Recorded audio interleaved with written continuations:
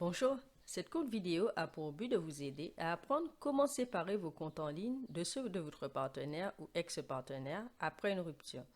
Nous savons que les ruptures peuvent être très éprouvantes. Vous n'êtes pas seul et certaines actions peuvent vous aider à vous sentir plus en sécurité et mieux faire face à la situation. Cette vidéo a été rendue possible grâce au soutien du programme NetGood de l'Autorité canadienne pour les enregistrements Internet. Nous les remercions d'avoir contribué au financement de ce travail important.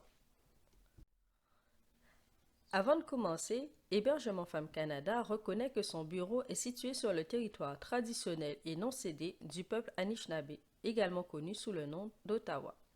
Lorsque nous parlons de sécurité numérique, nous réfléchissons également à la manière dont notre utilisation de la technologie est toujours liée à la Terre. Les serveurs, les câbles et les appareils dont nous dépendons sont construits à partir de ressources extraites de la Terre, souvent sur des terres autochtones volées. Dans le cadre de notre projet Sécurité technologique Canada, nous nous engageons à réfléchir et à agir en permanence pour remédier à ces injustices. Si vous regardez la vidéo avec une travailleuse de soutien, c'est très bien. Prenez votre temps. Faites une pause si nécessaire. Parlez quand vous le souhaitez ou écoutez tranquillement si vous vous sentez mieux. Rappelez-vous, vous êtes l'experte de votre propre expérience. Il n'y a pas de bonne façon de se sentir. Voyons ce que signifie une rupture numérique et pourquoi elle est importante.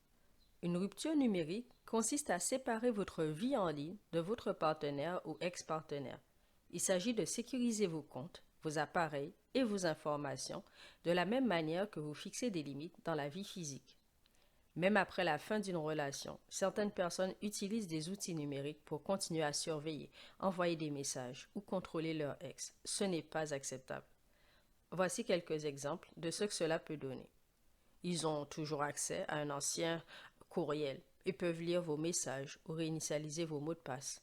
Ils envoient des messages de détresse menaçants à partir de faux comptes ou surveillent vos médias sociaux. Ils se connectent à des comptes de diffusion en continu ou de jeux partagés pour envoyer des messages ou surveiller ce que vous faites. Ils utilisent des applications de santé ou de conditionnement physique pour connaître vos habitudes ou votre position. Ils vérifient votre position grâce à Uber ou aux applications de livraison de nourriture. Ils accèdent au stockage en nuage pour voir des photos ou des documents, voire pour installer des logiciels espions. Une rupture numérique vous aide à fermer ces portes numériques, un compte à la fois, afin de vous sentir plus en sécurité et de mieux contrôler la situation. Le fait d'être surveillé ou contrôlé par le biais de votre technologie peut être effrayant, déroutant, voire menaçant. Mais il est important de se souvenir que vous méritez d'utiliser la technologie sans crainte. Et il existe des mesures que vous pouvez prendre pour vous protéger et protéger vos comptes autant que possible. Étape 1. Déterminez quels sont les comptes susceptibles de mettre votre vie privée en danger. La plupart d'entre nous possédons plus de comptes que nous le pensons. Même les anciens comptes que nous n'utilisons plus peuvent contenir des informations personnelles ou permettre à quelqu'un de nous suivre ou de nous contacter. Voici quelques types de comptes à vérifier. Les comptes de courriel comme Gmail, Outlook ou d'anciens comptes que vous n'avez pas utilisés depuis des années. Les comptes de médias sociaux comme Facebook, Instagram, Snapchat, TikTok, Reddit, Discord. Les comptes reliés à la gestion de l'argent, comme les comptes bancaires, PayPal, les profils d'achat en ligne. Des comptes de diffusion en continu ou de jeux, comme Netflix, Spotify, Xbox ou Twitch. Des comptes de gestion de sa santé et de conditionnement physique, comme Apple Health, Fitbit ou Garmin. Des comptes de transport ou covoiturage, comme Uber ou Lyft. Pour la livraison de nourriture, comme DoorDash ou Uber Eats. Ou encore des comptes de stockage dans le nuage, comme Google Drive, iCloud ou Dropbox. N'oubliez pas que même un ancien compte peut contenir des informations sensibles ou des mots de passe enregistrés. Étape 2. Sécurisez vos comptes. Avancez pas à pas et demandez de l'aide si vous en avez besoin. Voici quelques mesures de sécurité qui peuvent s'avérer très utiles. Changez vos mots de passe. Utilisez des mots de passe forts et difficiles à deviner. Ne pas réutiliser le même mot de passe sur différents comptes. Essayez un gestionnaire de mots de passe pour vous aider à garder une trace.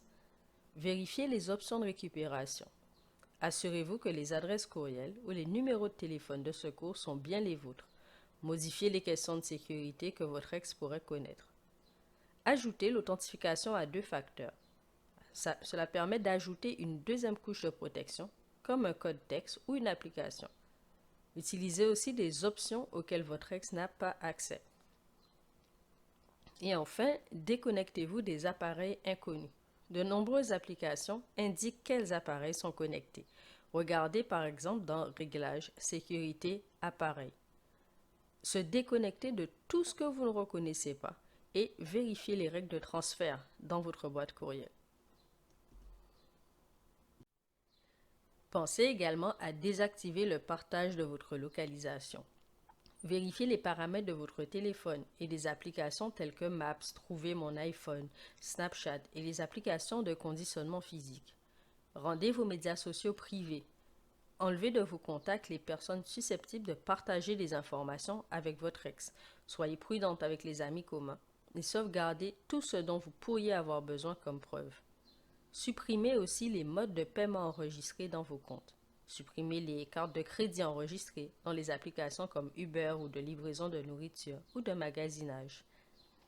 Un conseil important, si vous pensez que le fait de bloquer quelqu'un pourrait rendre les choses dangereuses, faites une pause et élaborez d'abord un plan avec une personne de confiance. Étape 3. Restez en sécurité. Voici quelques moyens de vous protéger aujourd'hui et à l'avenir en préservant des preuves.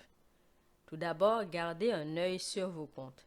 Vérifiez régulièrement s'il y a des changements ou des emplacements de connexion étranges. Mettez en place des alertes en cas d'activité suspecte. Aussi, sauvegardez vos fichiers et vos preuves. Donc, enregistrez des captures d'écran de tout ce qui est inhabituel. Conservez des copies des documents ou des messages en lieu sûr. Notez les noms d'utilisateurs, les courriels ou les numéros de téléphone reliés à la personne. Stockez le tout dans un endroit auquel votre ex n'a pas accès et faites une sauvegarde. Même si vous ne voulez pas faire une déclaration ou porter plainte maintenant, le fait d'avoir des preuves vous donnera plus de choix plus tard. Vous avez déjà fait un premier pas décisif en regardant cette vidéo. Prenez un moment pour vous féliciter. Ces questions peuvent être éprouvantes, mais le fait de connaître les options qui s'offrent à vous est très utile. Ensuite, nous partagerons quelques ressources pour vous aider à continuer, des outils et des guides que vous pouvez utiliser à tout moment, même si vous n'êtes pas encore prête à faire des changements.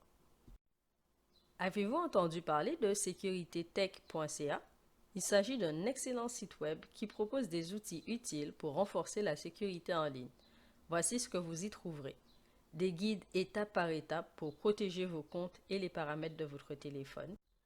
Le site propose également un outil interactif de rupture numérique et vous guide à travers tout ce dont nous venons de parler, mais avec encore plus de détails.